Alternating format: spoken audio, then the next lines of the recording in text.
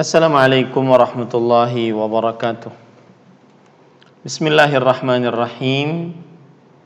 Innal hamdalillah nahmaduhu wa nasta'inuhu wa nastaghfiruh wa na'udzu billahi min shururi anfusina wa sayyiati a'malina. Man yahdihillahu fala mudilla lahu wa man yudlil fala hadiyalah. Wa ashhadu an la ilaha illallah wahdahu la syarika lah wa ashhadu anna Muhammadan abduhu wa rasuluh. Ya ayyuhalladzina amanu taqullaha haqqa tuqatih wa la tamutunna illa wa antum muslimun. Ya ayyuhan nasu taqu rabbakumul ladzi khalaqakum min nafsin wahidah wa khalaqa minha zawjaha wa batha minhuma رجالا كثيرا ونساء واتقوا الله الذي تساءلون به والأرحام إن الله كان عليكم رقيبا يا أيها الذين آمنوا اتقوا الله وقولوا قولا سديدا يصلح لكم أعمالكم ويغفر لكم ذنوبكم ومن يطع الله ورسوله فقد فاز فوزا عظيما أما بعد فإن أصدق الحديث كتاب الله وأحسن الهدي هدي محمد صلى الله عليه وعلى آله وسلم وشر الأمور محدثاتها وكل محدثة بدعة وكل بدعة ضلالة وكل ضلالة في النار. Alhamdulillah, kita bersyukur pada Allah Subhanahu wa taala pada hari ini, hari Kamis pagi 19 Sya'ban 1442 Hijriah, kita dimudahkan oleh Allah Subhanahu wa taala untuk duduk bersama mengkaji kembali ayat-ayat suci Al-Quran dan hadis-hadis Rasul sallallahu alaihi wa ala alihi wasallam.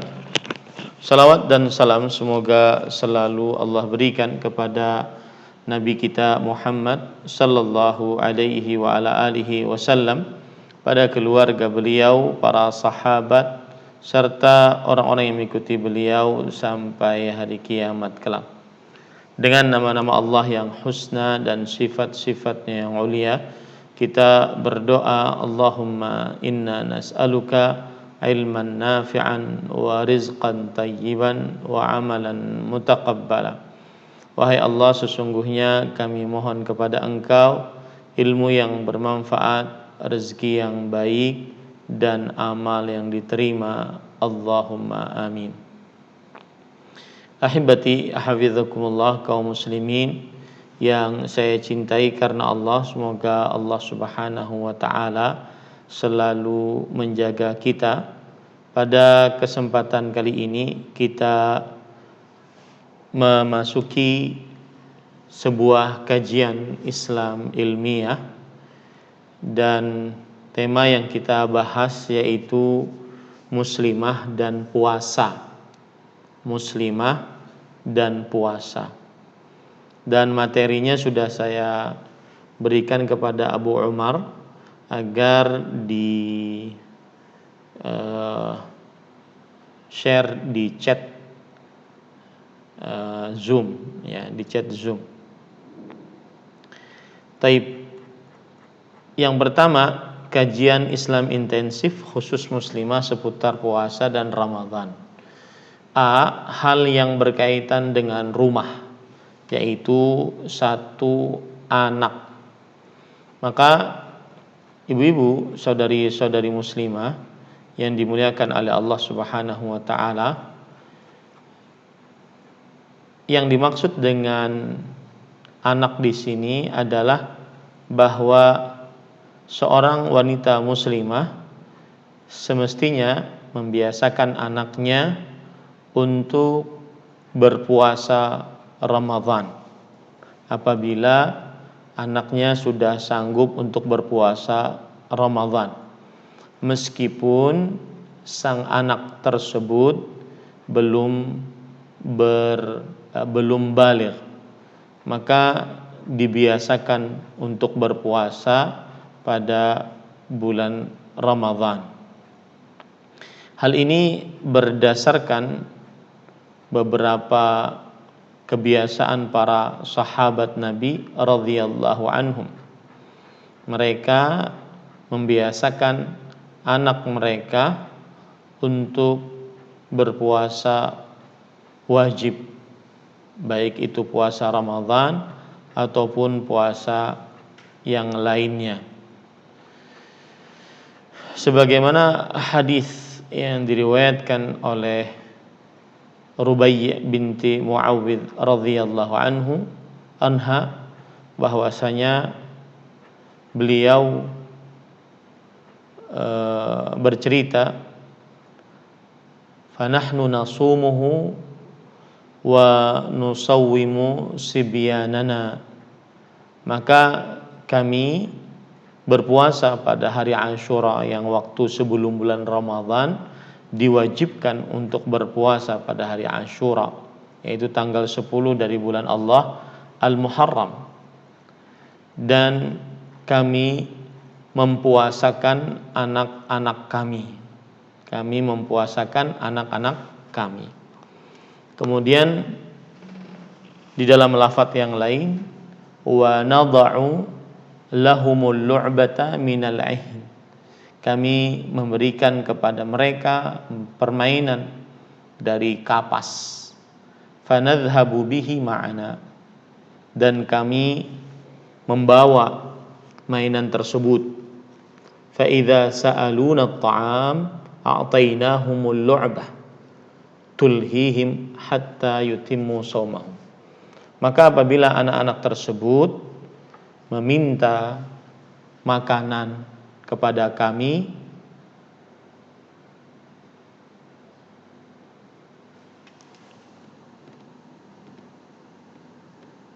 cek ini sudah mulai, ini sudah mulai.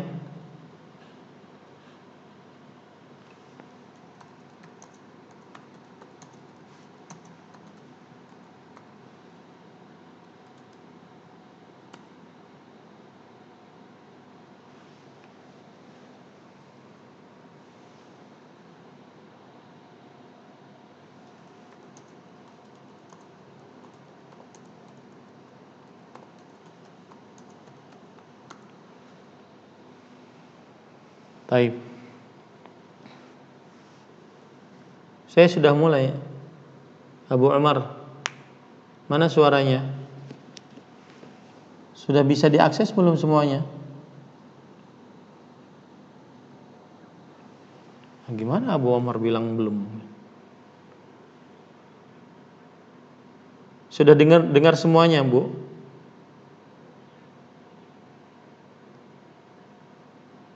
Iya, ini Abu Umar diperintahkan jangan mengganggu, saya lagi kajian gitu. Saya sudah mulai dari tadi. Nanti konsentrasi kemana-mana nantinya. Beritahu Abu Umarnya.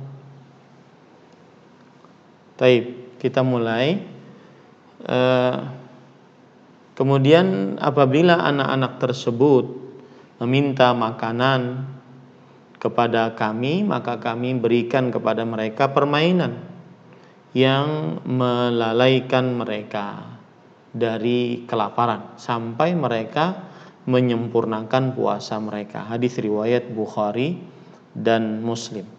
Ini menunjukkan salah satu hal yang patut diperhatikan oleh ibu-ibu, saudari-saudari muslimah adalah membiasakan anak-anak berpuasa meskipun mereka belum baligh. Mereka belum baligh.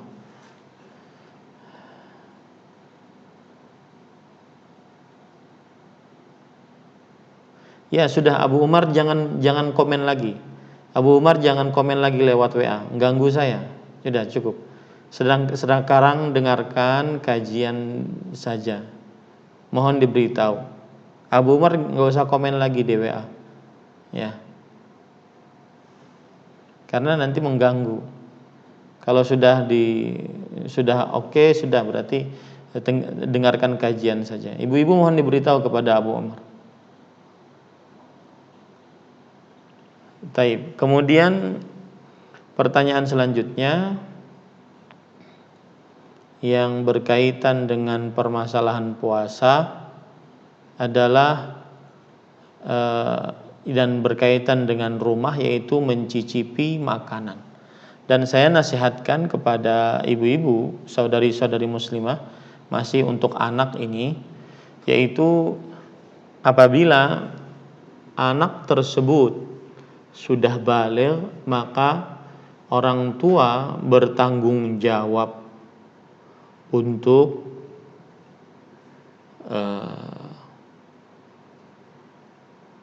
memerintahkan anaknya untuk berpuasa. Meskipun mungkin dia, anak-anak sekarang kan haidnya cepat, umur 9 tahun mereka haid, maka pada saat itu anak-anak wajib berpuasa. Kalau sudah dia haid dan di dalam bulan Ramadan dia suci, maka wajib berpuasa. Ya, ini harus diperhatikan. Kalau tidak dan orang tuanya masa bodoh, maka orang tuanya mendapatkan ancaman siksa karena tidak memperhatikan anak-anaknya dalam kewajiban beragamanya. Nah, ini harus diperhatikan. Ibu-ibu, saudari-saudari muslimah yang dimuliakan oleh Allah Subhanahu wa taala. Kemudian hal yang berkaitan dengan rumah, nomor 2, mencicipi makanan. Ya. Mencicipi makanan, apa hukumnya mencicipi makanan? Maka jawabannya adalah tidak mengapa seorang wanita muslimah untuk mencicipi makanan, dengan catatan mereka ketika mencicipi makanan tersebut sesudahnya diludahkan dan jangan sampai terasa di tenggorokan. Hal ini berdasarkan yang difatwakan oleh para salafus saleh, di antaranya yaitu Abdullah bin Abbas radhiyallahu anhuma, bahwasanya Abdullah bin Abbas radhiyallahu anhuma beliau membolehkan untuk mencicipi makanan. Ya, beliau membolehkan untuk mencicipi makanan. Dan begitu juga Al-Hasan Al-Basri rahimahullahu taala, beliau juga membolehkan untuk mencicipi makanan. Ya, tidak mengapa untuk mencicipi makanan karena tidak masuk ke dalam tenggorokan. Ya, karena tidak masuk ke dalam tenggorokan. Saya bacakan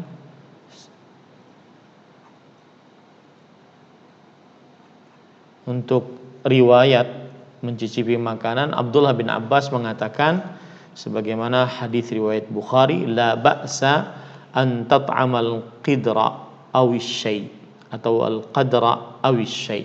Tidak mengapa untuk mencicipi sedikit dari makanan. Ini lafaz riwayat Bukhari. Adapun lafaz riwayat Imam Ibnu Abi Syaibah dalam kitabnya Al-Musannaf, Abdullah bin Abbas radhiyallahu anhu berkata, la ba'sa an yadhukal khalla awis syai'a ma lam yadkhul halqahu wa huwa shaim. Tidak mengapa untuk mencicipi makanan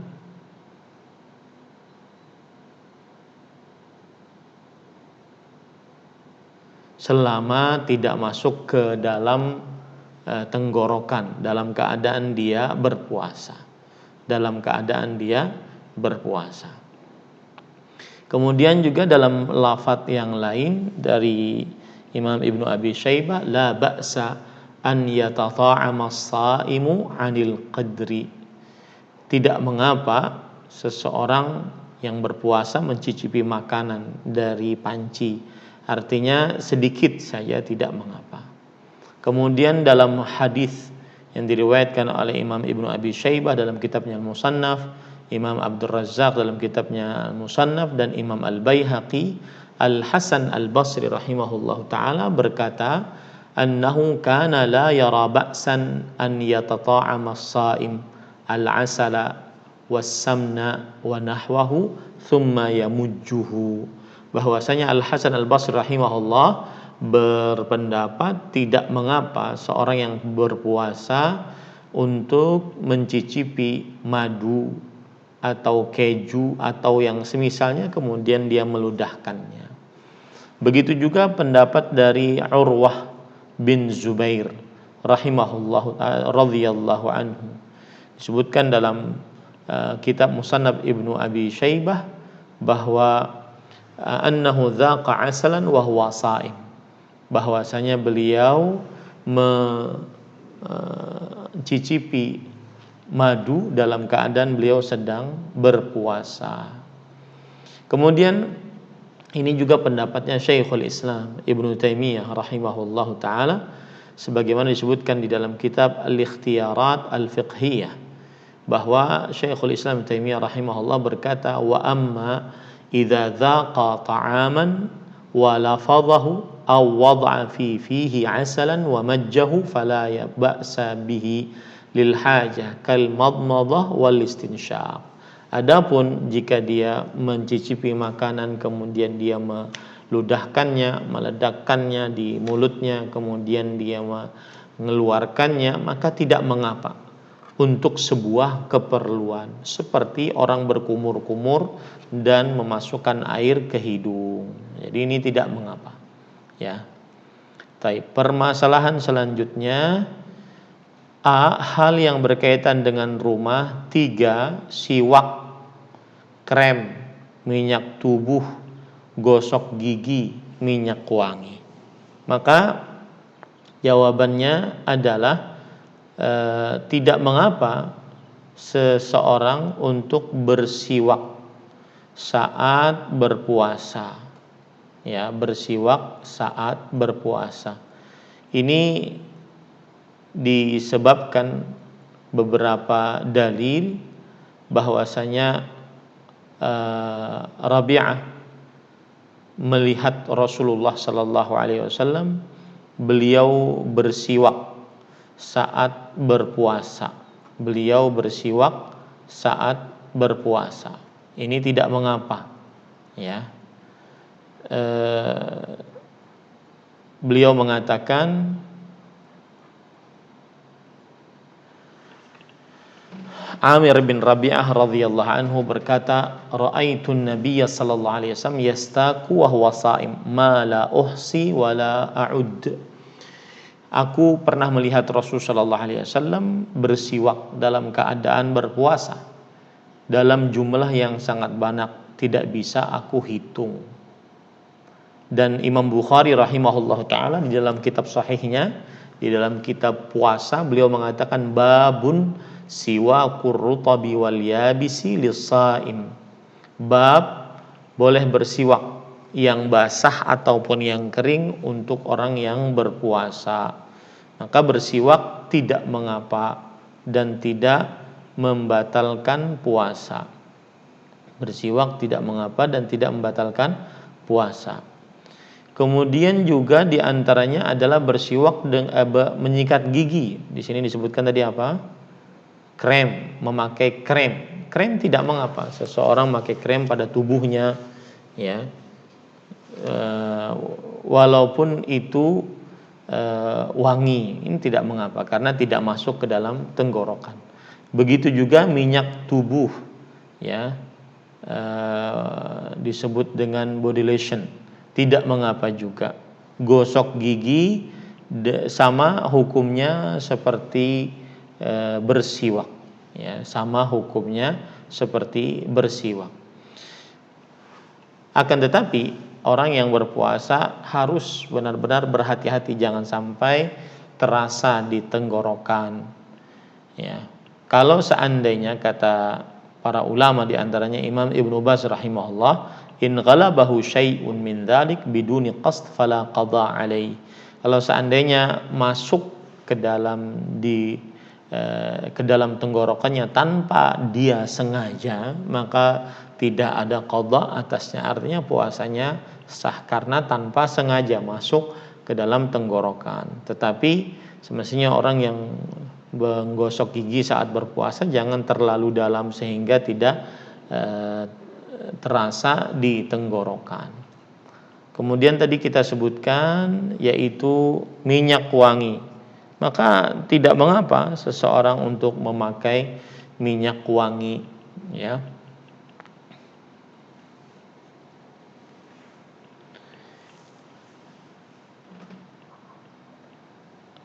Tidak mengapa seseorang untuk memakai minyak wangi. Sebagian ulama mengatakan kecuali minyak wangi yang dibakarkan, ada kayu gaharu yang dibakar, maka lebih baik dijauhi. Ya, jangan sampai dia hirup. Kenapa demikian? Karena itu ada semacam bagian-bagian asap yang masuk ke dalam tenggorokan. Akan tetapi kalau dia minyak wangi biasa, maka tidak mengapa bagi orang yang berpuasa perempuan untuk memakai minyak wangi di rumahnya. Kemudian selanjutnya adalah hal yang berkaitan dengan rumah, yaitu juga kebutuhan rumah tangga. Kebutuhan rumah tangga di sini maksudnya adalah hal-hal yang berkaitan dengan kebutuhan rumah tangga dikerjakan oleh wanita yang sedang berpuasa, maka ini tidak mengapa, ya. Ini tidak mengapa.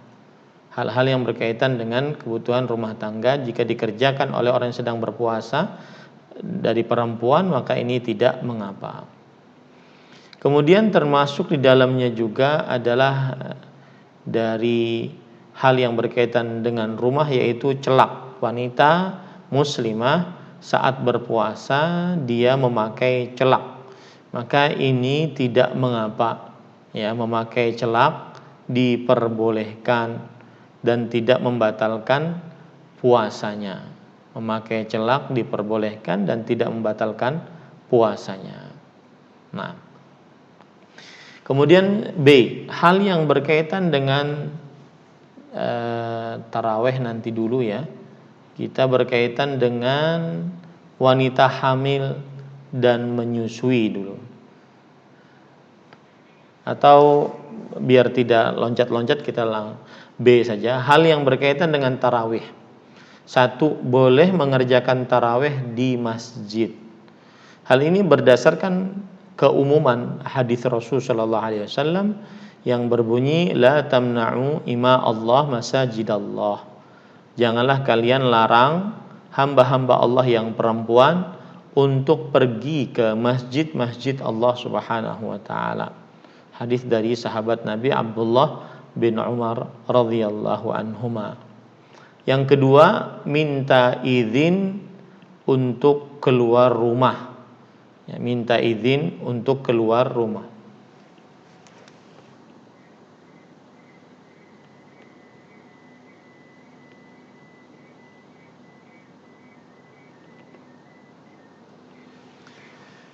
Ya, minta izin untuk keluar rumah. Maksudnya adalah seorang wanita muslimah apabila ingin pergi ke luar rumah untuk sholat tarawih berjamaah di masjid, maka dia minta izin kepada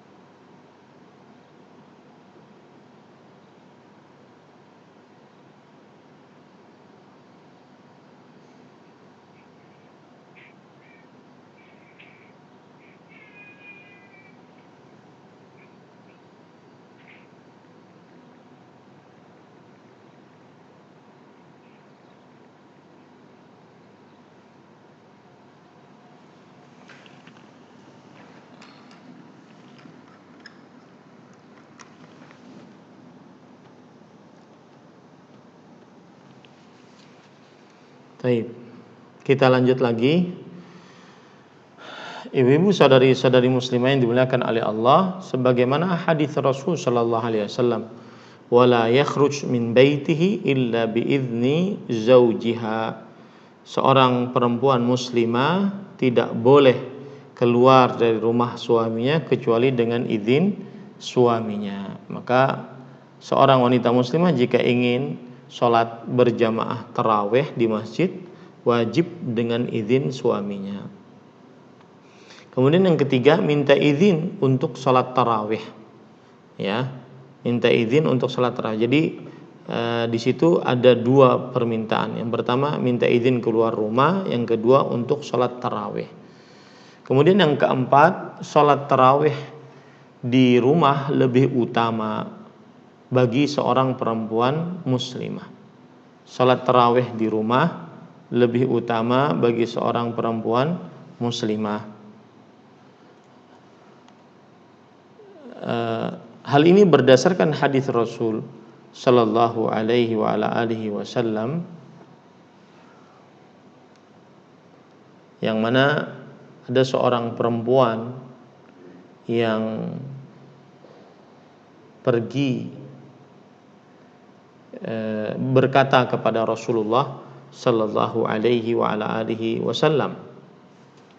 Seorang perempuan berkata kepada Rasulullah sallallahu alaihi wasallam, "Ya Rasulullah, inni uhibbus salata ma'ak."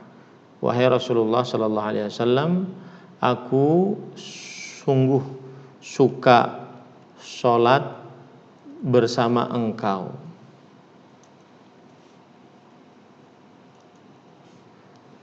Kemudian Rasul sallallahu alaihi wasallam bersabda, "Wallahi inni la'alamu annaki tuhibbina as-salata ma'i." Demi Allah, aku sangat mengetahui engkau suka salat bersamaku. Wa salatuki fi baitiki khairun laki min salatiki fi hujratiki. Dan salatmu di rumahmu lebih baik bagimu daripada salatmu di kamarmu. Maksudnya rumahmu di sini adalah yaitu ruangan di dalam rumah. Rumahmu di sini adalah maksudnya ruangan dalam rumah. Sebentar ya, Bu.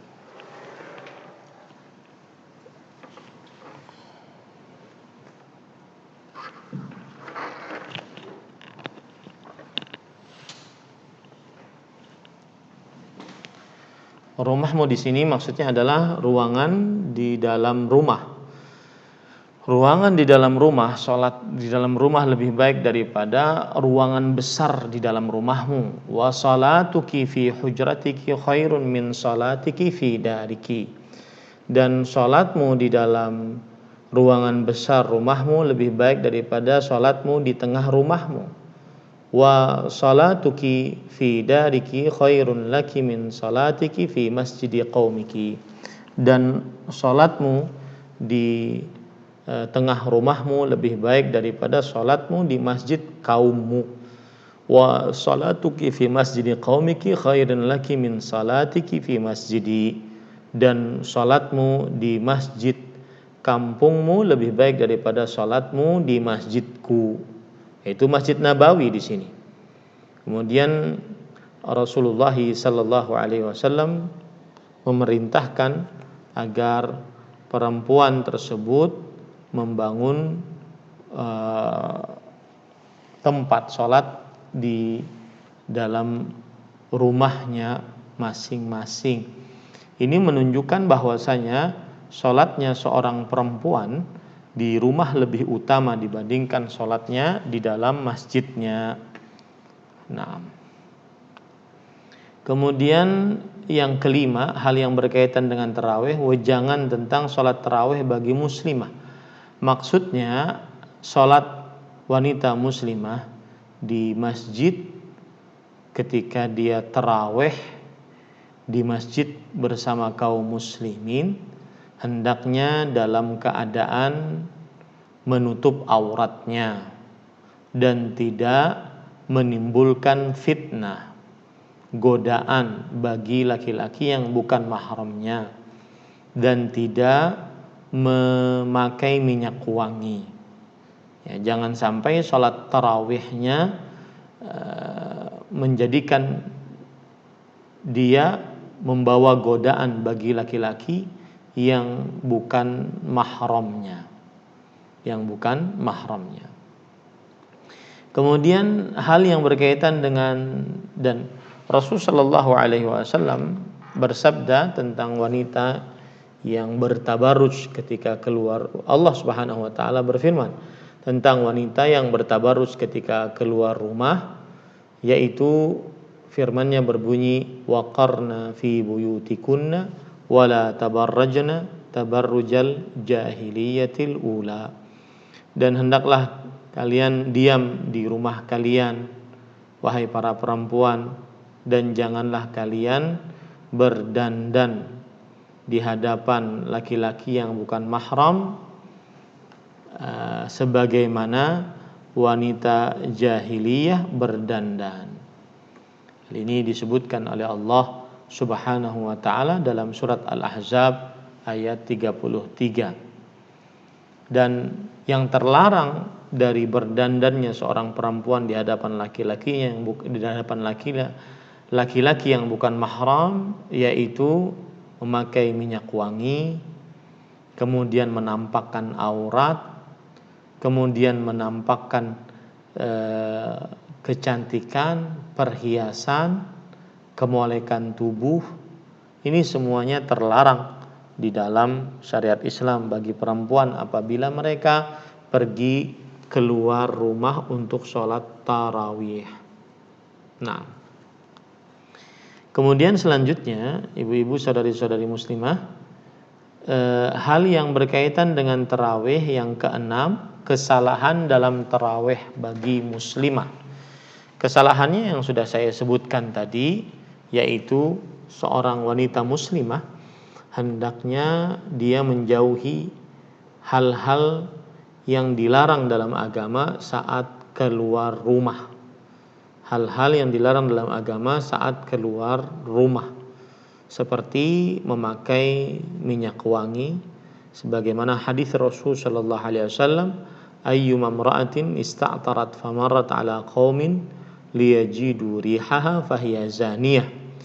Wanita mana saja yang memakai minyak wangi kemudian dia keluar rumah berjalan di hadapan orang-orang sehingga orang-orang tersebut mencium bau wanginya, maka dia adalah wanita pezina.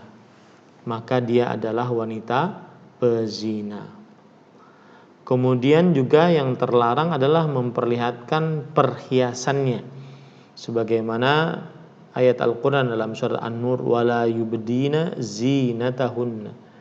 Janganlah kalian wahai para perempuan memperlihatkan perhiasan kalian. Dan juga dalam ayat surat An-Nur ayat 31 Allah Subhanahu wa taala berfirman, wala yadhribna bi arjulihinna liyu'lama ma yukhfina min zinatihinna. Maka janganlah para perempuan memukulkan kaki-kaki mereka agar diketahui perhiasan-perhiasan yang ada pada kaki-kaki mereka, memperlihatkan perhiasan. Kemudian yang terlarang dan kesalahan dalam tarawih bagi wanita muslimah adalah ketika keluar rumah wanita muslimah memperlihatkan kemolekan tubuhnya dengan memakai pakaian yang ketat. Ini diharamkan dan ini termasuk daripada bertabarruj, berdandan di hadapan laki-laki yang bukan mahram, dan dia adalah dosa besar, diancam dengan siksa. Kemudian yang keempat, yaitu yang berkaitan dengan kesalahan dalam sholat tarawih bagi wanita muslimah adalah memakai pakaian yang transparan, termasuk di dalamnya jilbab yang transparan, baju yang transparan, kemudian mukena yang transparan, ini termasuk di dalamnya. termasuk di dalam hal yang diharamkan dan merupakan kesalahan dalam sholat tarawih bagi wanita muslimah.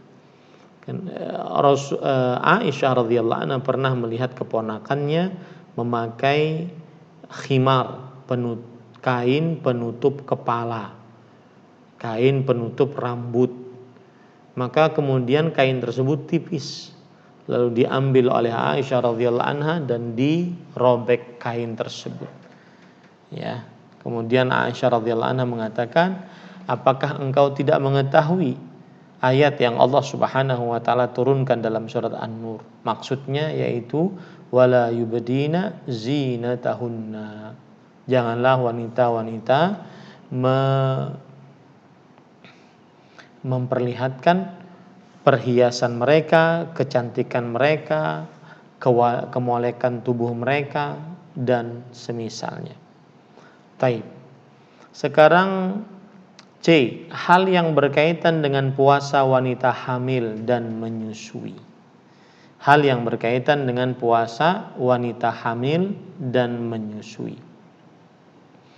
Maka satu, tidak ada haid saat hamil. Artinya seorang wanita yang hamil biasanya mereka tidak haid.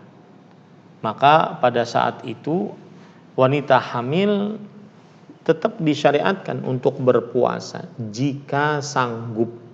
Ya. Wanita hamil tetap disyariatkan untuk berpuasa jika sanggup berdasarkan keumuman ayat Al-Quran. Ya ayyuhalladzina amanu kutiba alaikumus siyam kama kutiba alal ladzina min qablikum la'allakum tattaqun. Wahai orang beriman, diwajibkan atas kalian berpuasa sebagaimana orang-orang sebelum kalian diwajibkan atas mereka berpuasa agar kalian bertakwa. Akan tetapi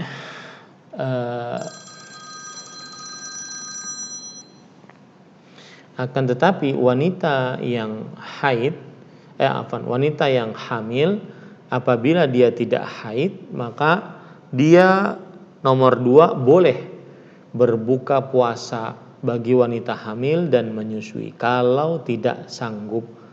Berdasarkan hadis Rasul sallallahu alaihi wasallam riwayat Imam Tirmidzi, innallaha wada'a 'anil musafiri wal hamili wal murdi as-sauma awis siyam. Hadis dari Anas bin Malik Al-Ka'bi radhiyallahu anhu bahwa sesungguhnya Allah Subhanahu wa taala membebaskan atas seorang yang musafir, wanita hamil dan menyusui puasa. Jadi boleh untuk tidak berpuasa jika tidak sanggup. Nah, kemudian hal yang berkaitan dengan puasa wanita hamil dan menyusui nomor 3, wanita hamil dan menyusui jika tidak berpuasa mengqadha atau membayar fidyah. Maka jawabannya terjadi perbedaan pendapat di antara para ulama dalam permasalahan ini. Dan pendapat yang dikuatkan oleh sebagian para tabi'in seperti Al-Hasan Al-Basri, Ibrahim bin Yazid An-Nakhai, kemudian ulama-ulama setelahnya Al-Auza'i, Sufyan bin Masruq Ats-Tsauri, kemudian Imam Ibnu Utsaimin, Imam Ibnu Baz dan yang lain-lainnya, bahwa wanita hamil dan menyusui kedudukannya seperti orang yang sedang sakit. Sakitnya sakit yang akut, yaitu yang datang secara tiba-tiba dan diharapkan dengan cepat kesembuhannya. Wanita hamil dan menyusui seperti itu kedudukannya.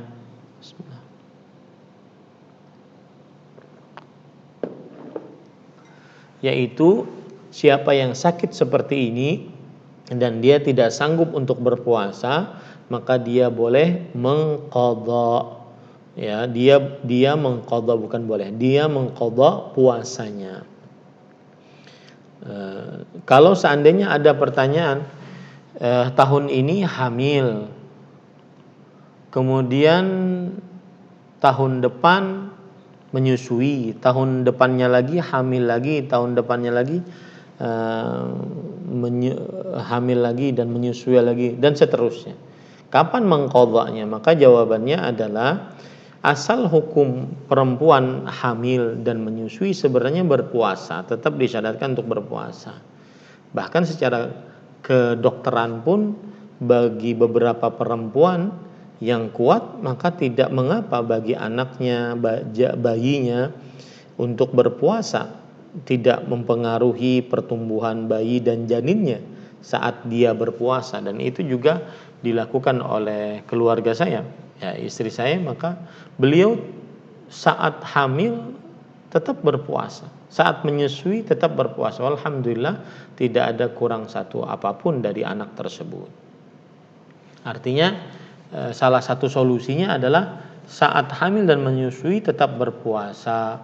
Kalau seandainya seseorang tidak merasa tetap kuat, ya merasa tetap kuat. Tapi kalau tidak kuat maka dia boleh berbuka dan dia qadha di lain hari. Mengqadhanya ini meskipun terlambat tidak mengapa. Mengqadhanya ini meskipun terlambat tidak mengapa. Ini sepertinya ada ibu-ibu yang tidak memute, ya, maka ya sepertinya sudah di mute semua, ya, sudah di mute semua. Baik. Nah itu jadi wanita hamil dan menyusui jika tidak berpuasa dia seperti orang yang sakit, yaitu mengqadha di lain hari. Memang ada pendapat para ulama, di antaranya Abdullah bin Abbas, Abdullah bin Umar radhiyallahu anhuma, bahwa mereka cukup membayar fidyah dan tidak mengqadha. Maka pendapat ini kata Imam Ibnu Baz rahimahullahu taala adalah pendapat yang marjuh karena bertentangan dengan hadis Rasul sallallahu alaihi wasallam yang saya sebutkan tadi, bahwasanya sesungguhnya Allah Subhanahu wa taala membebaskan atas orang yang musafir, wanita hamil dan menyusui puasa. Berarti ada semacam keterikatan hukum antara musafir, wanita hamil dan menyusui saat mereka bertiga ini tidak berpuasa. Dan terdapat nas dalam Al-Qur'an bahwa seorang yang musafir tidak berpuasa maka dia mengqadha di lain hari. Maka begitu juga seorang wanita yang hamil dan menyusui jika tidak berpuasa dia mengqadha di lain hari. Allahu a'lam. Kemudian D, hal yang berkaitan dengan haid, nifas dan istihadhah saat berpuasa. Hal yang berkaitan dengan haid, nifas dan istihadhah saat berpuasa. 1. Batal puasa jika haid dan nifas. Artinya apabila ada seseorang yang berpuasa, kemudian setelah itu dia datang haid, dan haidnya datang saat sebelum berbuka puasa, maka batal puasa orang tersebut. Ya, batal puasa wanita tersebut meskipun beberapa menit saja sebelum berbuka puasa, maka batal puasanya dan dia wajib mengqadha di lain hari. Dia wajib mengqadha di lain hari. Hal ini berdasarkan hadis Rasul sallallahu alaihi wasallam, "Alaysat idza hadat lam tusalli wa lam tasum." Bukankah seorang wanita yang haid tidak sholat dan tidak berpuasa, berarti batal puasanya dan dia mengqadha di lain hari. Nomor 2, jika wanita haid memaksa berpuasa, maka jawabannya haram dan dia berdosa, karena puasa haid adalah termasuk dari penghalang puasa. Penghalang puasa. Haram dan dia berdosa dan puasanya tidak sah. Kemudian yang ketiga, keluar darah di tengah hari Ramadan. Keluar darah di tengah hari Ramadan bagaimana? Bapak Ibu, saudara-saudari yang dimuliakan oleh Allah. Jawabannya adalah apabila ada seorang wanita muslimah keluar darah di tengah hari Ramadan.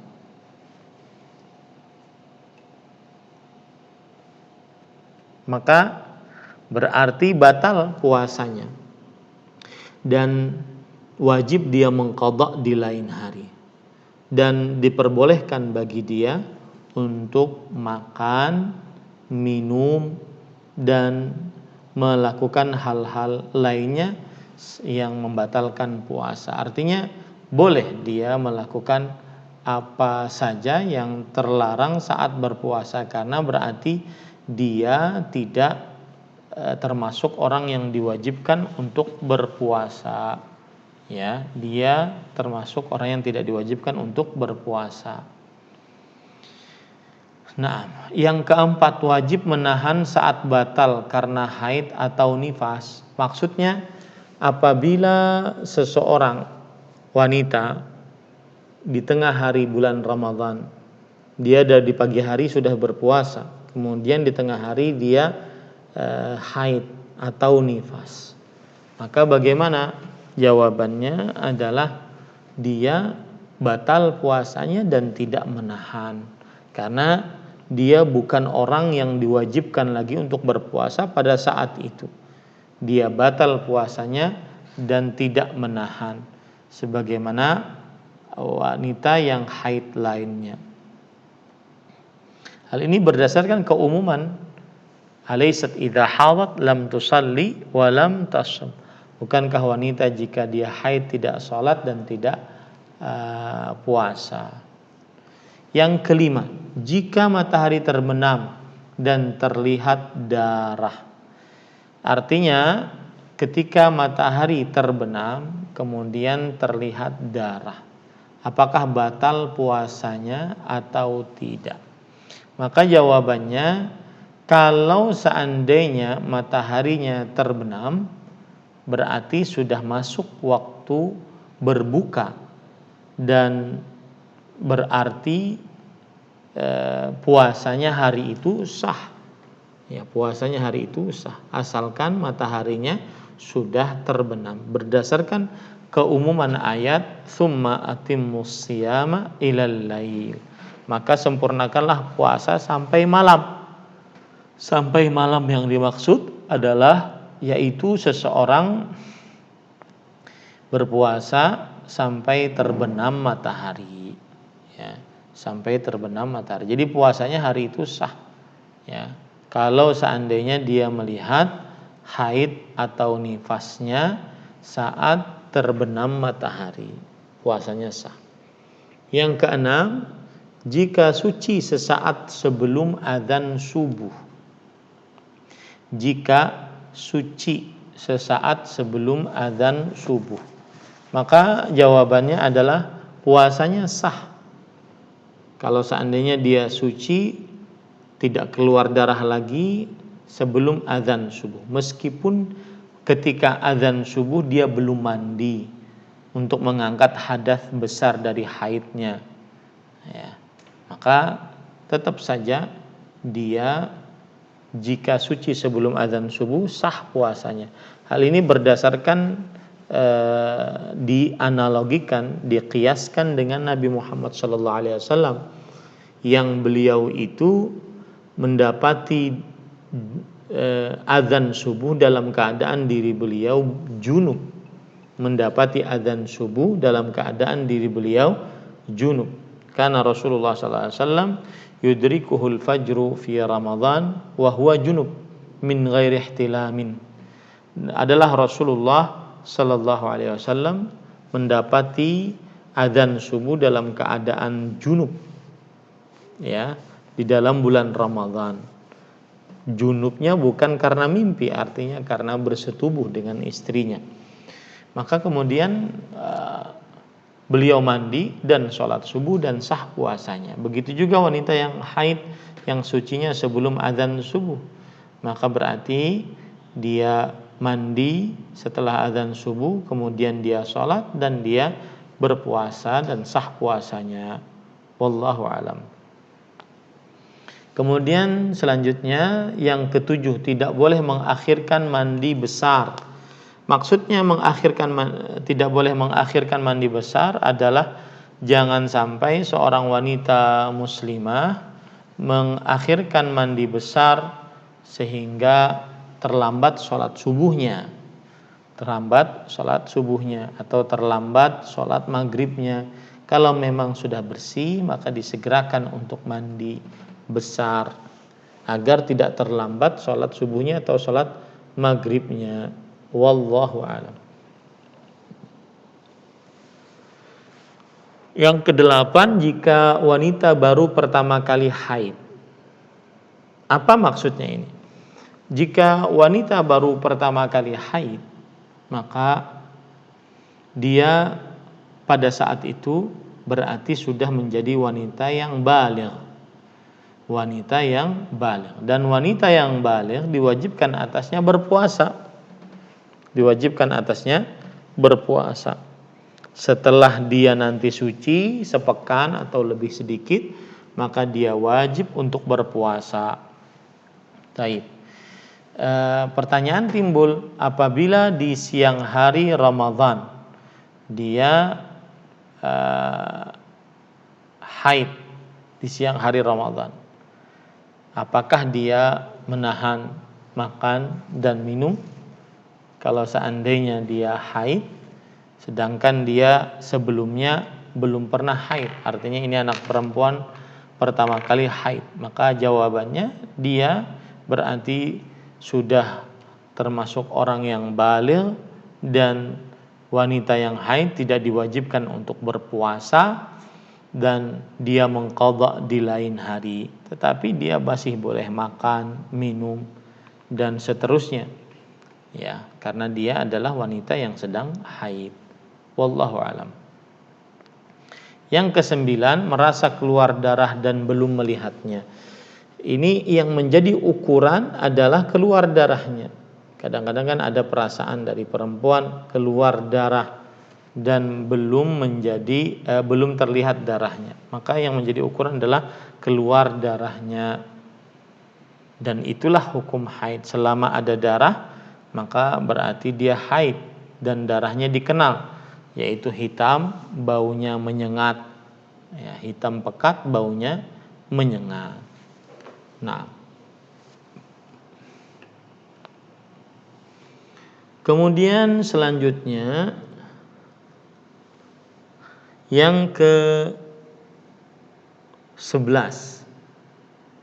yang ke-10, suci kemudian keluar darah lagi.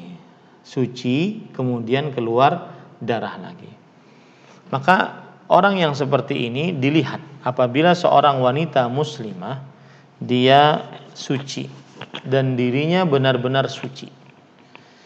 Apa tandanya dia benar-benar suci? Sangat kering, dimasukkan kain atau pembalut ke dalam kemaluannya, tidak ada bercak sama sekali, kering, benar-benar kering.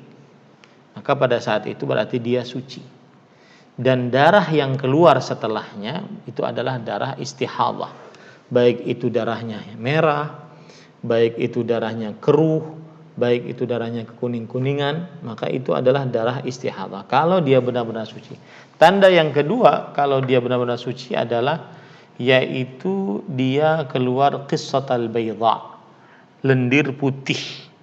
Ya, sebagaimana Aisyah radhiyallahu anha memperingatkan kepada para sahabat wanita, la ta'jalanna hatta tarayinna qissatal baydha. Jangan tergesa-gesa sampai engkau melihat al-qissah al-baydha, yaitu lendir putih. Taib. Kalau seandainya ternyata dia tidak yakin apakah dia berhenti haidnya atau tidak, lalu dia mandi, kemudian setelah beberapa hari keluar lagi darah, maka dilihat apakah itu masih waktu kebiasaan haid dia atau bukan. Kalau seandainya bukan waktu kebiasaan haid, maka itu berarti adalah istihadah. Bismillah. Saya minum dengan tangan kanan. Kemudian dan darah istihadah tetap mewajibkan seorang perempuan untuk berpuasa.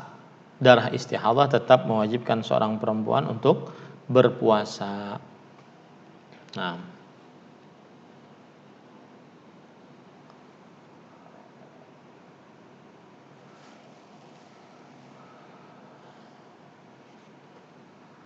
Taib. Kemudian selanjutnya yaitu yang ke-12, keadaan suci di antara dua darah. Itu puasa atau enggak ya gitu. Maka jawabannya seperti yang sudah saya ungkap tadi.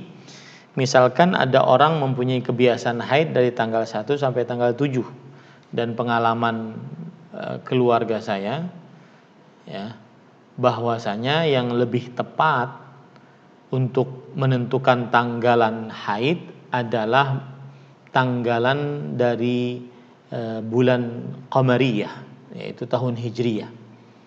Ini lebih tepat. Ya, bedanya mungkin sedikit saja, lebih tepat. Ya, kalau seandainya dari tanggal 1 sampai tanggal 7 bulan Al-Muharram misalkan, bulan Safar misalkan, ini tepat selalu seperti itu. Nah, pertanyaan timbul, kalau ada orang wanita haid kebiasaannya dari tanggal 1 sampai tanggal 7. Taib. Kemudian setelah itu dia mandi karena dia melihat dirinya sudah benar-benar suci, entah keluar lendir putih ataupun benar-benar kering. Ternyata setelah dia mandi, kemudian dia puasa, dia sholat, ternyata setelah beberapa hari, 2 hari atau 3 hari, keluar lagi bercak, entah itu air keruh ataupun air kekuning-kuningan ataupun darah, keluar pokoknya bercak. Nah, ini antara haid dengan waktu dia keluar darah lagi, ini kan ada yang waktu suci tidak keluar darah sama sekali. Itu puasa atau tidak? Maka jawabannya dilihat apakah hari itu yang antara haid dengan tidak itu adalah masih bagian dari kebiasaan waktu haid atau tidak. Kalau seandainya bukan kebiasaan waktu haid, maka pada saat itu dia tetap berpuasa. Kalau seandainya kebiasaan waktu haid, maka dia tidak berpuasa karena dikhawatirkan dia masih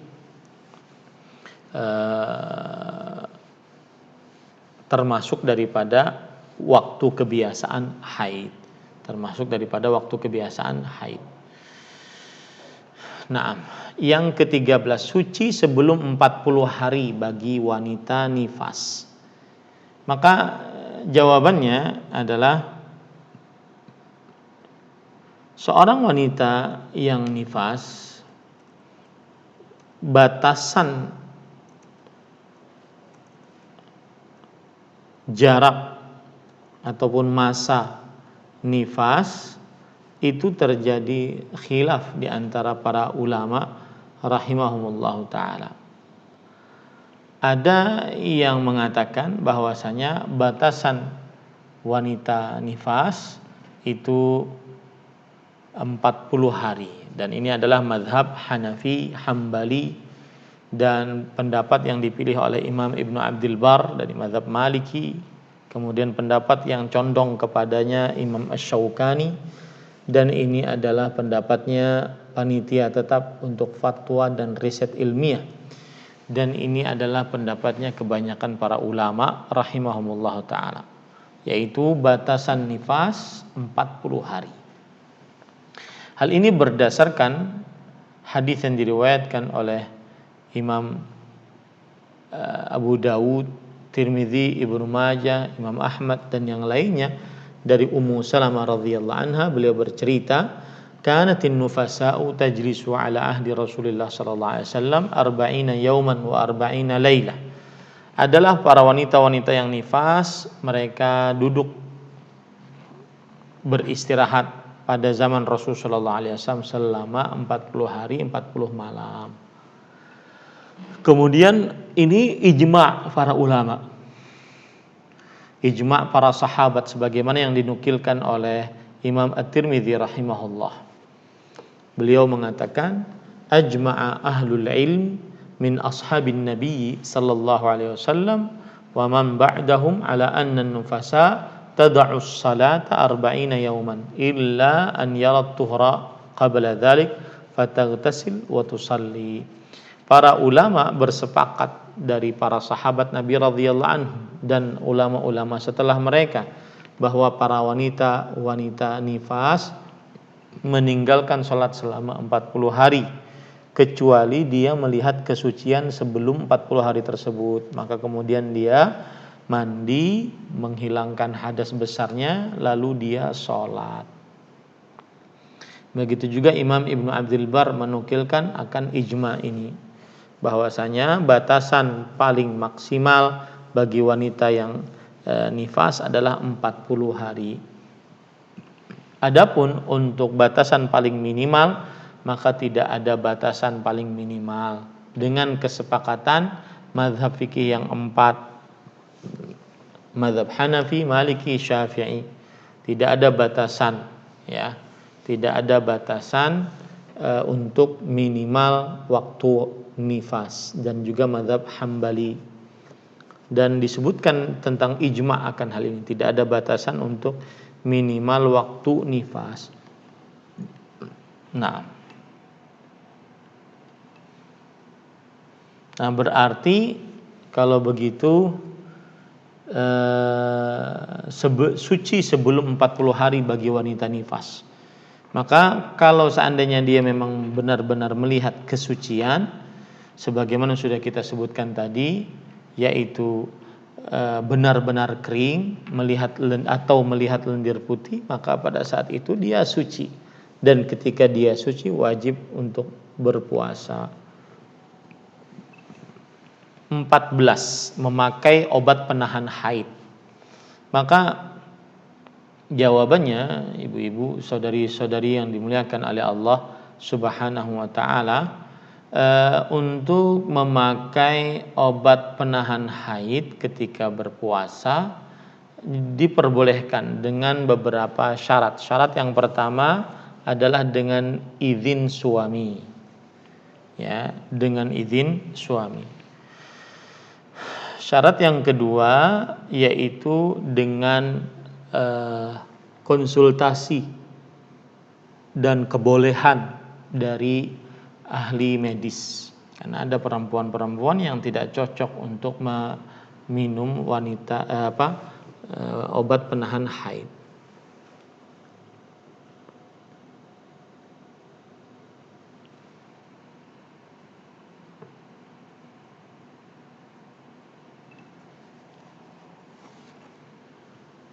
Nah,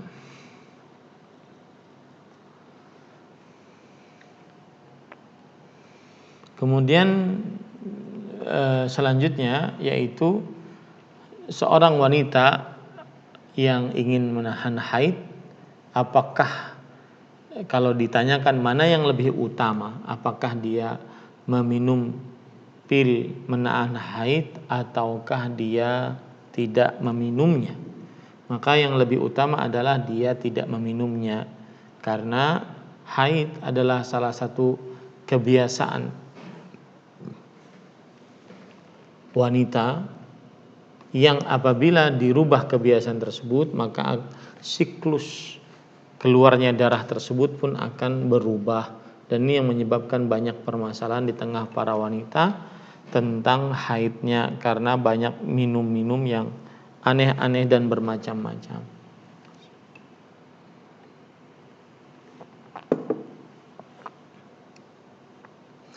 Jadi kalau ditanya boleh, tetapi dengan syarat yang sudah saya sebutkan tadi. Kemudian kalau ditanya mana yang lebih utama tidak meminumnya, meminum obat penahan haid. Kenapa demikian? Karena wanita Allah Subhanahu wa taala telah ciptakan untuk memiliki darah kebiasaan yang keluar di setiap bulan. Maka bersabarlah atasnya. Ya, wallahu a'lam. Yang ke-15, jika melahirkan dengan cara sesar. Maksudnya mungkin apakah dia dihukumi sebagai darah istihadah atau tidak? Atau dihukumi sebagai darah nifas? Maka jawabannya adalah wanita yang melahirkan dengan cara sesar, sepengetahuan saya, mungkin nanti ibu-ibu bisa dikoreksi, bahwa dia tetap keluar darah nifasnya. Maka selama keluar darah nifasnya, maka dia tidak diperbolehkan untuk berpuasa, ya. Tidak diperbolehkan untuk berpuasa. Wallahu a'lam.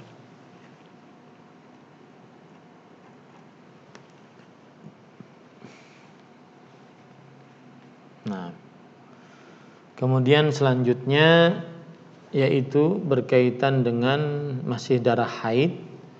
Jika kebiasaan haid tidak jelas, maka apabila kebiasaan haid tidak jelas, yang menjadi ukuran adalah seorang wanita muslimah melihat darah yang keluar dari rahimnya, apakah itu darah istihadhah atau darah haid. Wallahu alam. Yang ke-17, hukum kecoklatan dan cairan keruh. Maka disebutkan oleh para sahabiyat, kunna la na'uddul qudrata was-sufrata ba'da tuhri syai'an. Kami tidak menganggap kekotoran dan juga kecoklatan setelah suci sama sekali. Nah, ini menunjukkan bahwasanya semestinya seorang wanita muslimah apabila melihat cairan kecoklatan, kekeruhan, maka pada saat itu dia melihat apakah dia waktu haid atau tidak.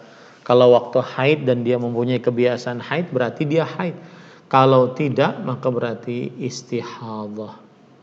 Dan kalau istihadhah, maka saat itu dia berpuasa, puasanya sah, tidak ada hal yang membahayakan terhadap puasanya sama sekali. Wallahu alam. 18, kaidah penting bagi wanita istihadhah. Kaidah pentingnya adalah wanita istihadhah itu sama dengan wanita suci. Ya, bedanya apabila ingin sholat, maka dia membasuh kemaluannya, lalu dia berwudu, lalu dia sholat. Jadi dia seperti wanita suci lainnya. Kemudian yang ke-19 yaitu tentang istihadhahnya terlalu keras. Maksudnya terlalu kencang mungkin istihadhahnya. Maka jawabannya, meskipun istihadhahnya terlalu kencang darahnya, maka selama itu adalah darah istihadhah tetap diwajibkan untuk berpuasa.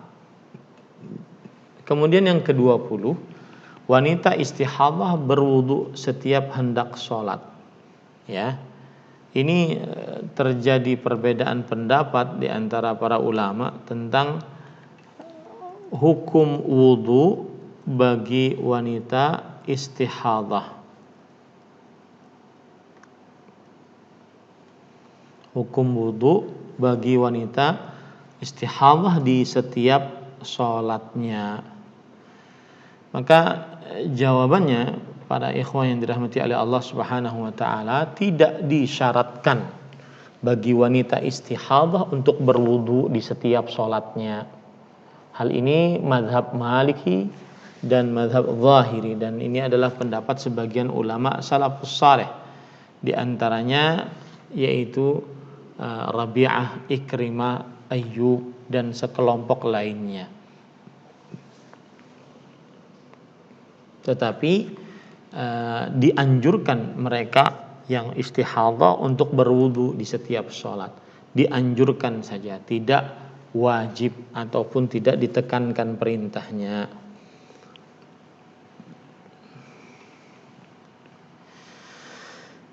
Lihat di sini dalil yang menunjukkan akan hal itu, bahwa tidak wajib berwudu di setiap sholat bagi wanita yang istihadhah adalah hadis riwayat Bukhari dan Muslim dari Aisyah radhiyallahu anha. Beliau bercerita kepada Fatimah binti Abi Hubeish, "Innama dzalika 'irqun wa laysa bil haidhah, fa idza aqbalatil haidhah fatrukis shalah, fa idza dhahaba qadruha faghsili anki dama wa shalli." Sesungguhnya itu adalah penyakit dan bukan haid. Jika datang waktu haid, maka tinggalkanlah sholat. Dan jika telah hilang kadarnya, maka maka basuhlah bekas darahnya, kemudian mandilah.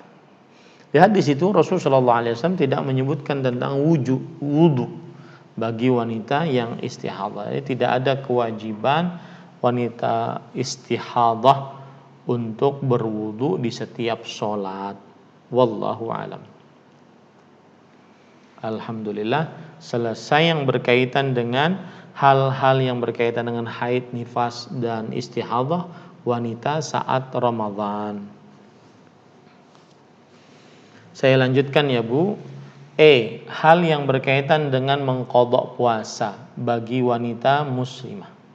Hal yang berkaitan dengan mengqadha puasa bagi muslimah. 1. Waktu mengqadha, ya. Maka waktu mengqadha adalah dari mulai setelah bulan Ramadan sampai datang sebelum puasa Ramadan selanjutnya, sampai datang sebelum puasa Ramadan selanjutnya.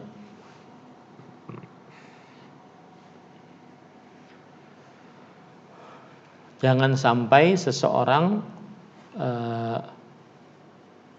mengakhirkan mengqadha puasa Ramadan sampai datang Ramadan selanjutnya.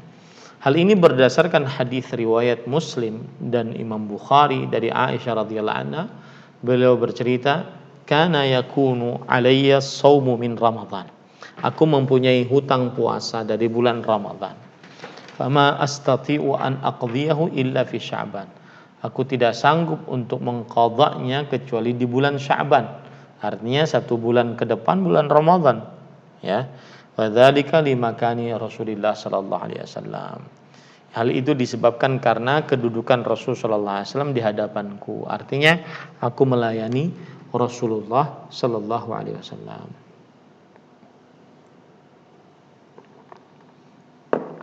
Kata Al-Hafidz Ibnu Hajar Al-Asqalani rahimahullah, wa yu'khadhu min hirsiha ala dhalik fi Sya'ban annahu la yajuzu ta'khirul qadha hatta yadkhula Ramadhanu akhar. Bahwa diambil dari kegigihan Aisyah radhiyallahu anha untuk mengqadha puasa Ramadan di bulan Sya'ban, kita ambil pelajarannya tidak diperbolehkan untuk mengakhirkan waktu qadha, ya, sampai masuk Ramadan selanjutnya. Taib.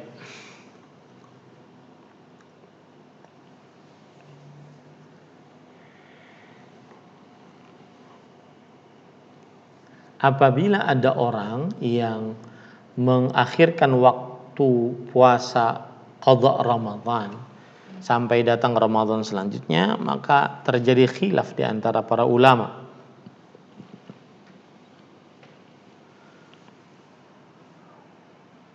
Yaitu khilafnya adalah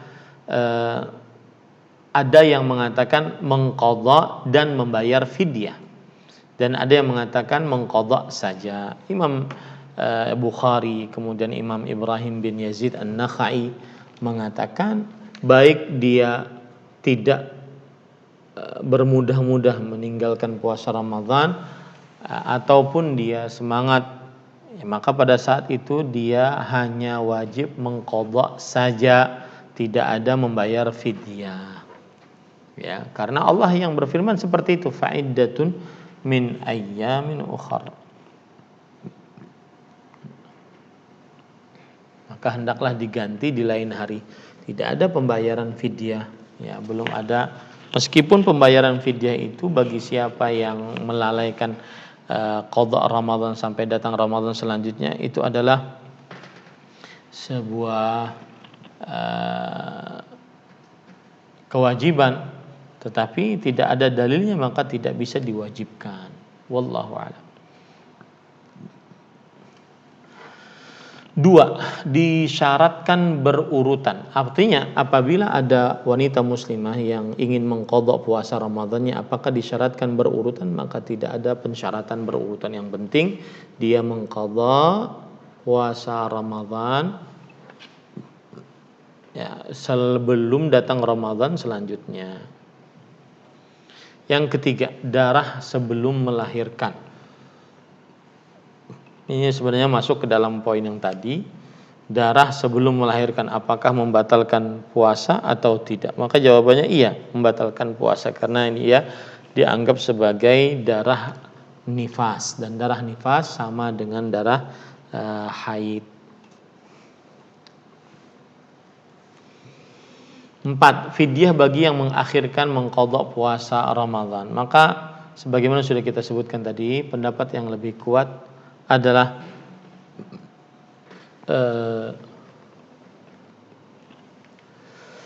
mengqadha puasa adalah tidak mengqadha puasa, tidak membayar fidyah bagi orang yang mengakhirkan puasa Ramadan, tidak membayar fidyah.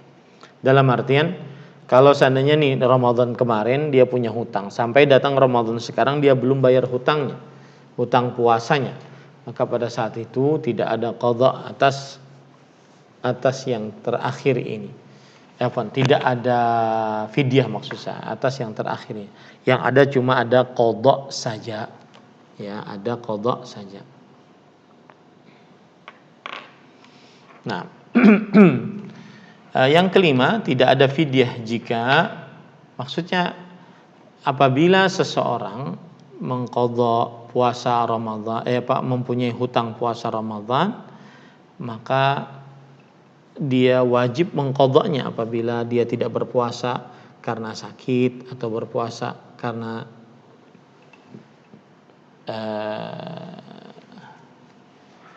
nifas, karena haid, maka tidak ada fidyah ya yang dia harus bayar, tetapi dia harus mengqadha puasanya. Yang keenam, jika meninggal sebelum mengqadha.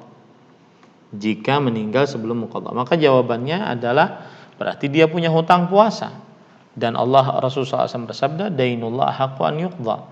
Hutang terhadap Allah lebih wajib untuk ditunaikan. Maka pada saat itu jika sampai meninggal dia masih belum bayar hutang puasa, maka boleh para ahli warisnya untuk mempuasakannya. Hal ini sebagaimana yang disebutkan oleh Rasulullah SAW, man mata wa alaihi siyam sama anhu waliyuh. Barang siapa yang meninggal dan dia mempunyai hutang puasa, maka keluarganya yang mempuasakan atasnya. 7. Mengqadha hutang puasa yang telah lama. Bagaimana caranya? Dia ingat berapa hutang puasa yang telah lama, lalu dia berpuasa. Ya, kalau datang ternyata Ramadan sekarang kan tinggal 11 hari atau 10 hari misalkan, maka pada saat itu dia mengqadha ya hutang puasanya, meskipun dia belum tahu pasti, dia hanya perakiraan, maka dia mengqadha. Dan ingat, hutang puasa yang dimaksud adalah orang-orang yang tidak berpuasa karena punya alasan syariat seperti sakit, bepergian, ya. Kemudian ada hajat-hajat yang lainnya yang menjadikan dia tidak berpuasa. Itu yang namanya hutang puasa, yaitu hutang yang dikarenakan alasan syar'i dia tidak berpuasa. Yang kedelapan, baligh di tengah bulan Ramadan. Artinya kalau ada anak laki-laki kita dari pagi hari dia masih anak-anak, kemudian di siang hari dia bermimpi basah, berarti dia akan baligh. Maka bagaimana keadaannya? Maka jawabannya dia diwajibkan untuk berpuasa. Berarti dia menahan makan, minum, dan bergaul. Makan, minum, dan bergaul.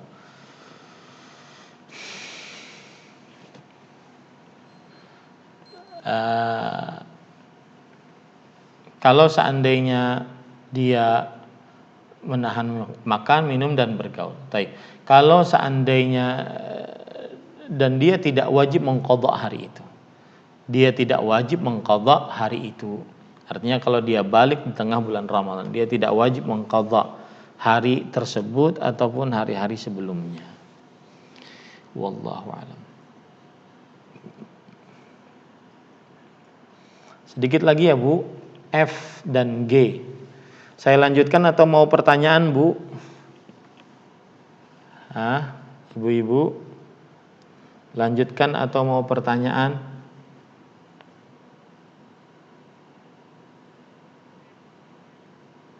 Iya, karena ini ada sangat erat kaitannya dengan baca Quran, wanita haid, kemudian hubungan suami istri. Saya lanjutkan saja ya Bu ya.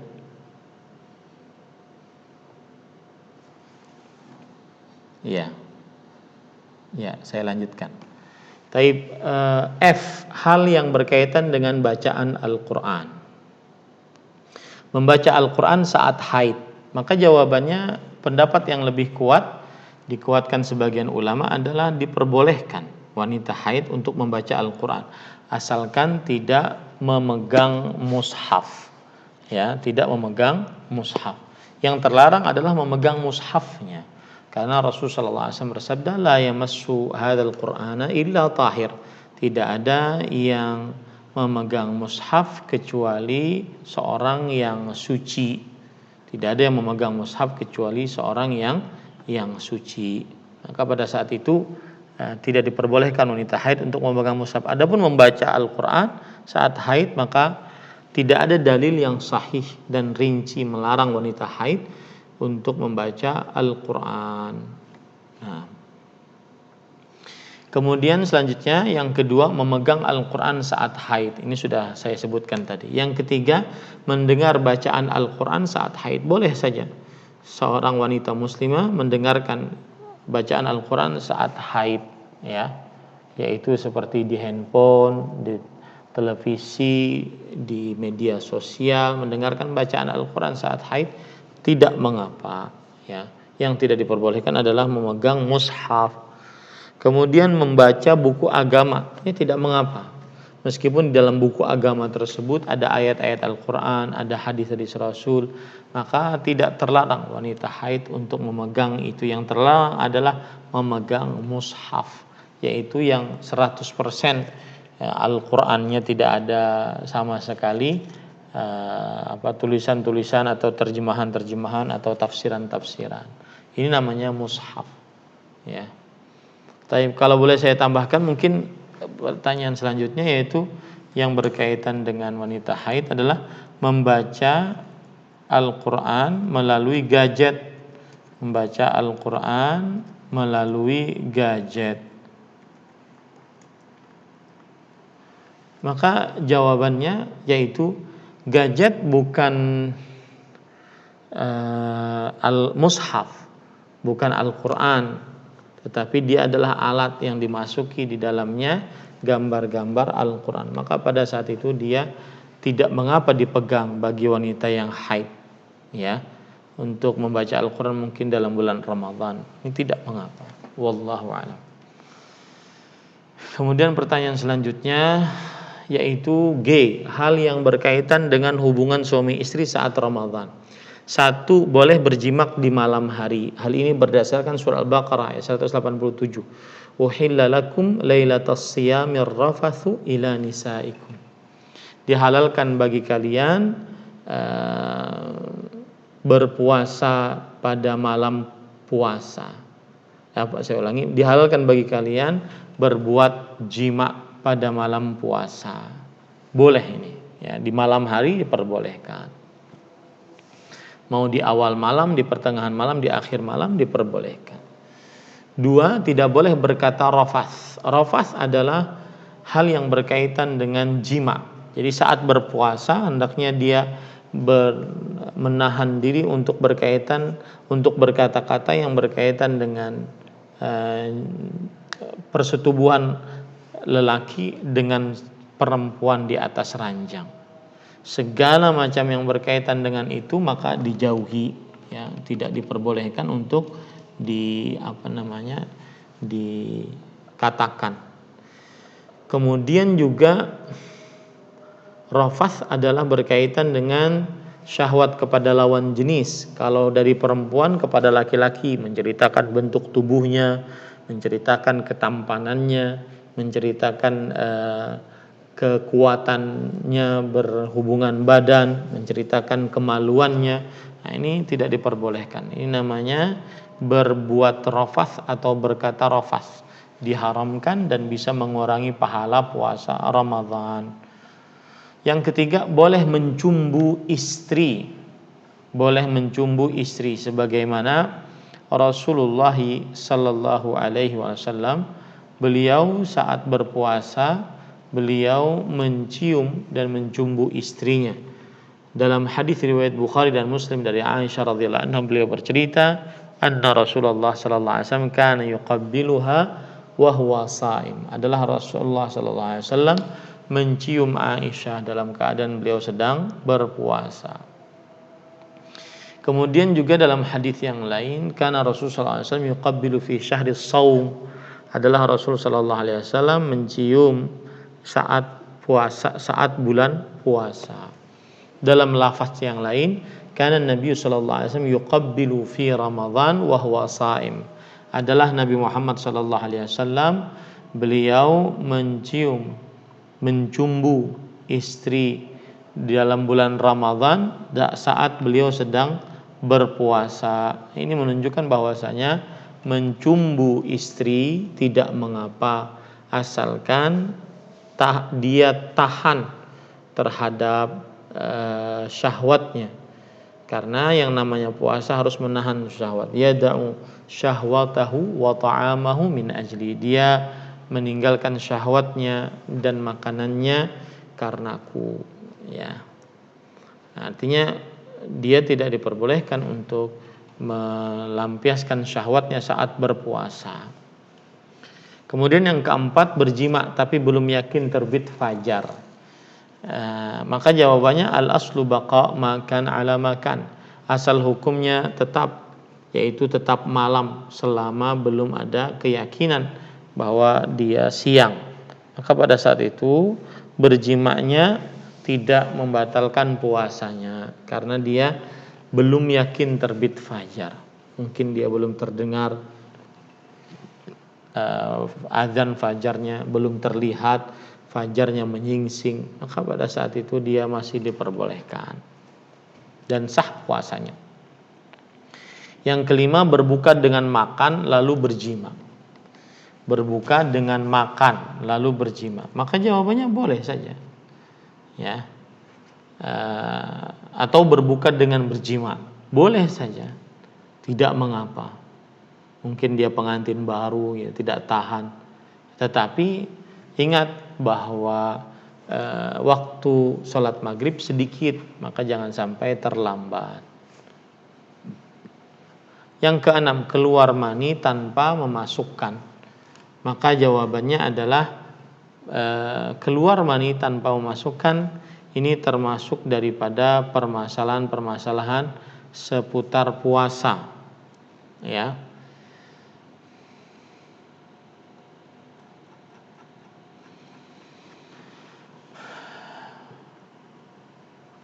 Jadi ada orang yang keluar mani tanpa ada rasa kepuasan. Seperti misalkan dia hanya berpikir ataupun dia bermimpi, maka pada saat itu tidak batal puasanya. Karena yang namanya mimpi tanpa ada pilihan orang yang berpuasa, maka ini tidak membatalkan. Adapun hanya berpikir tanpa ada aksi, ya, yang dimaksud, maka ini dimaafkan. Sebagaimana sabda Rasul sallallahu alaihi wasallam, innallaha tajawaza li an ummati al khata'a ma waswasat bihi suduruha ma lam ta'mal au tatakallam. Sesungguhnya Allah memaafkan untukku atas umatku apa yang dibisikkan di dalam hati-hati selama tidak berbuat dan berbicara. Jadi kalau seandainya ada seorang perempuan keluar mani tanpa dimasukkan kemaluan suaminya, pada saat itu tidak batal. Begitu juga kalau seandainya tanpa sengaja, ya, tanpa sengaja, tidak ada aksi, maka tidak batal. Akan tetapi kalau seandainya ada aksi, maka dia batal meskipun tidak memasukkan ke kemaluan, batal, ya.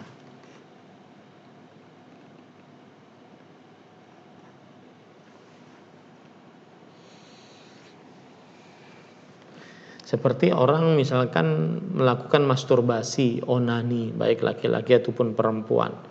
Maka pada saat itu perbuatan onani ataupun masturbasi di dalam bulan Ramadan dan selainnya haram dan tidak diperbolehkan untuk melakukannya. Hal ini berdasarkan surat Al-Ma'arij ayat 29, walladzina hum li furujihim hafizun, dan orang-orang yang selalu menjaga kemaluan-kemaluan mereka. Bagi siapa yang dia melakukan masturbasi di siang hari Ramadan dalam keadaan dia berpuasa, maka wajib baginya untuk bertobat, kemudian dia mengqadha di lain hari, dan tidak ada kafarat atasnya. Tidak ada kafarat atasnya. Kalau seandainya dipaksa berjima, maka jawabannya Allah Subhanahu wa taala berfirman, illa man ukriha wa qalbuhu mutmainnun bil iman, kecuali orang yang dipaksa dan hatinya tenang dengan keimanan. Maka apabila dipaksa seseorang berjima dan dia tidak menginginkan hal tersebut, sedangkan dia diancam nyawanya atau keluarganya, maka pada saat itu tidak batal puasanya. Ya, tidak batal puasanya. Nah, kalau dipaksa berjima, ya, istri misalnya dipaksa suaminya, ya, seorang wanita diperkosa, dipaksa, maka ini tidak batal puasanya dan sah puasanya. Tidak ada qadha atasnya, tidak bayar kafarat. Wallahu a'lam. Nah, silahkan jika ada yang ingin bertanya.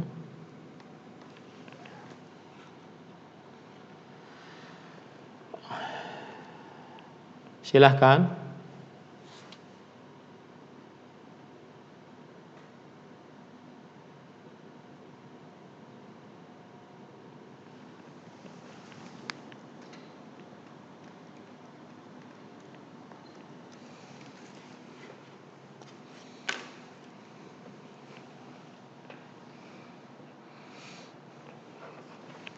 Ya. Kalau seandainya istrinya itu sakit dan sakitnya itu dilihat sakit apa dulu. Apakah sakitnya itu akut? Ya, artinya diharapkan kesembuhannya, ternyata Allah Subhanahu wa taala bertakdir lain, ternyata dia meninggal. Ya, ternyata dia meninggal. Maka pada saat itu berarti dia, sang istri, mempunyai hutang puasa 2 bulan dan wajib diqadha karena sakitnya sakit akut. Adapun kalau sakitnya sakit menahun, ya sakit menahun, susah diharapkan kesembuhannya, maka pada saat itu dia tidak mengqadha, akan tetapi disuruh membayar fidyah. Nah, kewajiban sang suami pada saat itu tidak ada, karena itu kewajiban istri. Tetapi sang suami boleh mempuasakan atasnya atau membayar fidyah atasnya sesuai dengan jenis sakitnya tadi. Ya, boleh. Dan itu kebaikan dari suami untuk istrinya, dan itu sangat menolong istrinya karena istrinya masih punya hutang puasa, yaitu 2 bulan karena sakit. Jadi dilihat dulu sakitnya apa, kemudian boleh mengqadha atau boleh membayar fidyah sesuai dengan jenis sakitnya tersebut. Tetapi tidak ada kewajiban bagi suami untuk mengqadha atau membayar fidyahnya. Wallahu a'lam. Nah.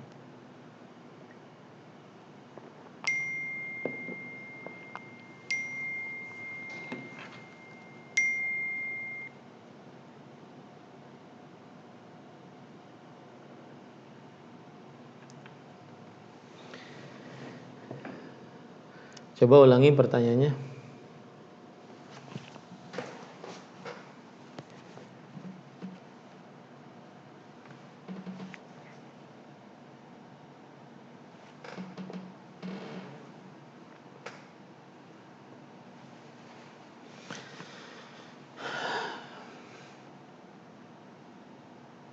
Bismillah, alhamdulillah, wassalatu wassalamu ala rasulillah. Wanita hamil dan menyusui boleh tidak berpuasa jika tidak sanggup untuk puasa dan dia mengqadha di lain hari karena kedudukannya seperti wanita yang sedang sakit. Orang yang sedang sakit apabila tidak berpuasa maka dia mengqadha di lain hari. Wallahu a'lam. Nah.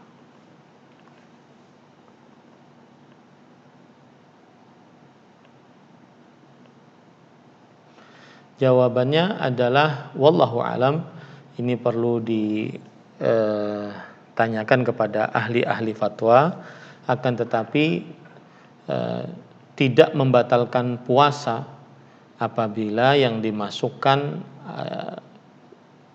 itu adalah swab antigen ataupun swab PCR, yang dimasukkan adalah hanya sebatas alat untuk seperti cotton bud tersebut dimasukkan ke hidung ataupun ke tenggorokan, kemudian dikeluarkan lagi dan tidak ada bekasnya, maka ini tidak membatalkan puasa insyaallah taala. Wallahu alam.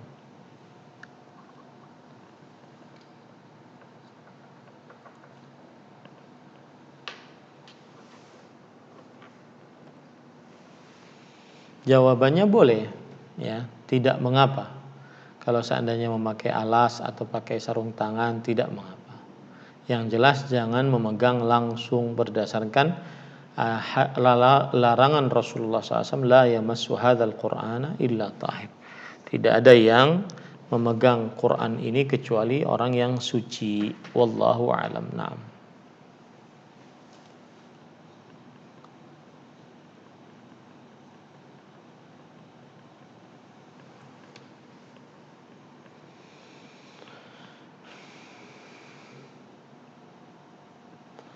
Tidak membatalkan puasa. Yang membatalkan puasa adalah apabila masuk dari tenggorokan ataupun saluran yang menghantarkan kepada tenggorokan. Wallahu a'lam. Nah,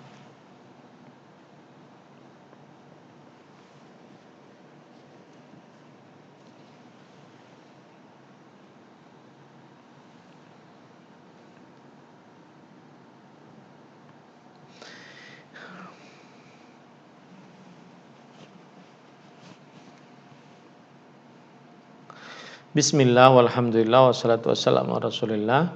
Batas puasa adalah ketika terbit fajar kedua, yaitu saat dihalalkannya sholat subuh. Maka ini batas mulai puasa ketika terbit fajar kedua. Kalau seandainya di masjid yang disebutkan tadi memang azannya dipercepat, maka dia berarti masih boleh makan dan minum, karena itu bukan ukurannya adalah terbit fajar kedua. Tetapi dia harus benar-benar teliti apakah memang masjid tersebut azan selalu lebih awal ataukah tepat waktu. Azan selalu lebih awal ataukah tepat waktu. Kalau seandainya dia yakin bahwa masjid tersebut azan lebih awal, maka berarti masih boleh dia makan, minum, ya, selama dia yakin bahwa masjid tersebut azan lebih awal. Tapi kalau dia masih ragu-ragu, maka asal hukumnya semua masjid mengumandangkan azan subuh tepat pada waktunya. Maka pada saat itu tidak diperbolehkan bagi seseorang untuk makan dan minum lagi, karena Rasulullah Allah Subhanahu wa taala berfirman, wa kulu washrabu hatta yatabayyana lakumul khaytul abyadu minal khaytil aswadi minal fajr. Makanlah, minumlah sampai jelas bagi kalian benang hitam dari benang putih dari waktu fajar. Wallahu a'lam. Nah.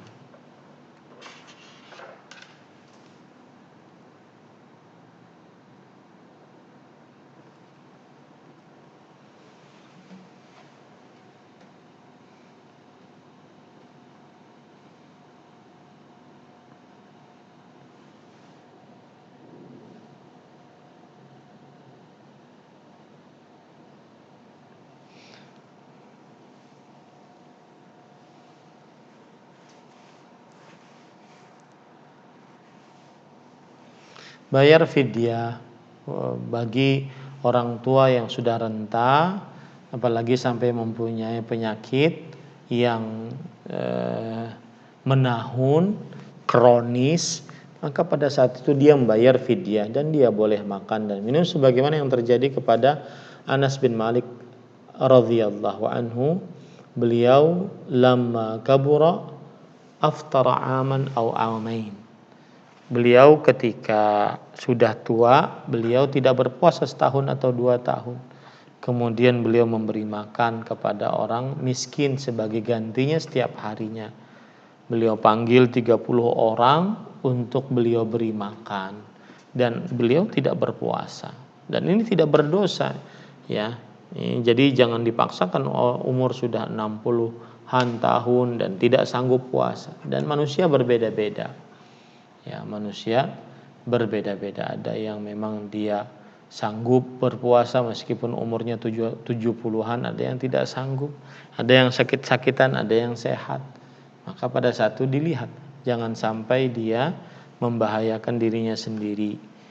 Ada pilihan, yaitu bagi wanita yang lemah, tua renta, punya penyakit menahun, begitu juga laki-laki yang lemah, tua renta, punya penyakit menahun, dia boleh untuk membayar fidyah dan tidak berpuasa. Wallahu a'lam. Nah. Ya.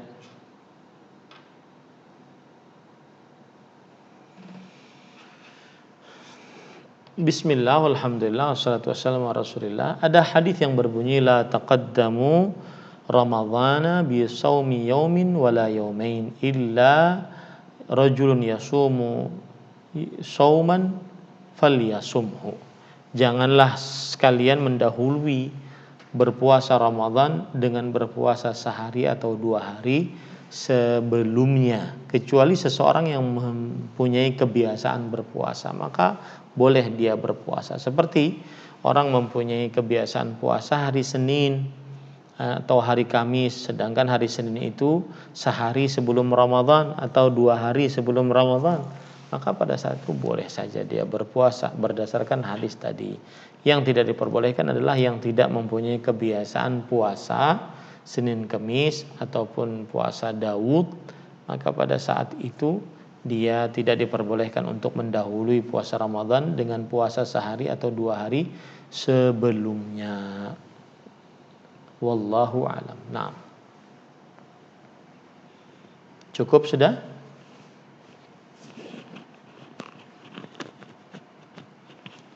Baik. Kita tutup atau bagaimana?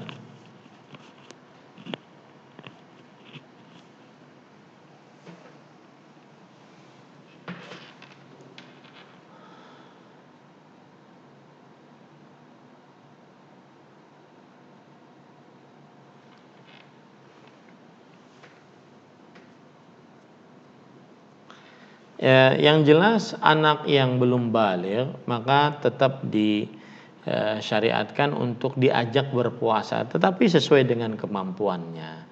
Kalau dia tidak sanggup berpuasa, tidak mau, jangan dipaksa. Ya, tidak seperti sholat gitu. Umur 7 tahun diperintahkan untuk berpuasa. Enggak, ini adalah melatih saja. Misalkan saya punya anak Abdurrahman umur 4 tahun. Maka saya tanya-tanya, mau puasa enggak nanti? Enggak, bah, nanti ajalah katanya.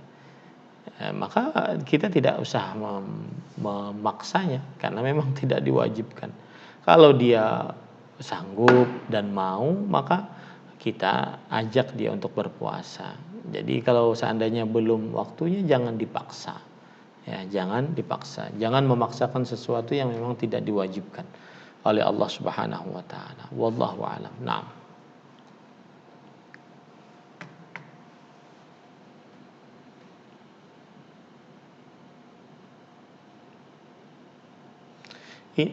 Ini banyak sekali saya ditanya, entah siapa yang menyebarkan ini, dan belum ada dalil yang saya dapati baik dari Al-Quran ataupun hadis Rasul Sallallahu Alaihi Wasallam akan hal ini. Jika ada, mohon diberitahu, maka saya akan ralat bahwasanya memang ada. Tapi sepengetahuan saya yang pendek ilmunya ini, Belum ada dalil yang menunjukkan akan hal itu. Dan orang yang sudah meninggal, dia berpindah dari alam dunia ke alam barzakh, tidak bisa lagi datang ke alam dunia.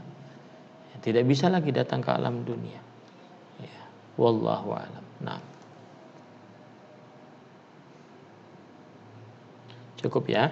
Kita cukupkan dengan kafaratul majlis. Subhanakallahumma bihamdik, asyhadu an la ilaha illa anta astaghfiruka wa atubu ilaik. Jazakumullahu khairan kepada Majelis Ta'lim Al-Khansa Supomo, semoga kita diberkahi oleh Allah Subhanahu wa taala di dalam bulan Ramadan untuk bisa berpuasa dengan sebaik-baiknya dan juga menggunakan kesempatan di dalam bulan yang penuh dengan berkah ini dengan beribadah dengan semaksimal mungkin. Dan saya berpesan, bersungguh-sungguhlah beribadah di dalam bulan Ramadan yang penuh berkah ini. Mungkin ini adalah Ramadan terakhir kita di dunia, dan mungkin ini adalah bekal terbaik kita untuk berhadapan dengan Allah Subhanahu wa taala. Wallahu alam. Sallallahu Nabi Muhammad walhamdulillahirabbil alamin. Wassalamualaikum warahmatullahi wabarakatuh.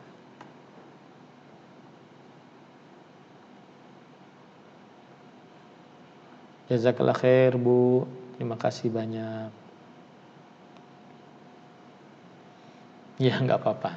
Jazakallah khair ya.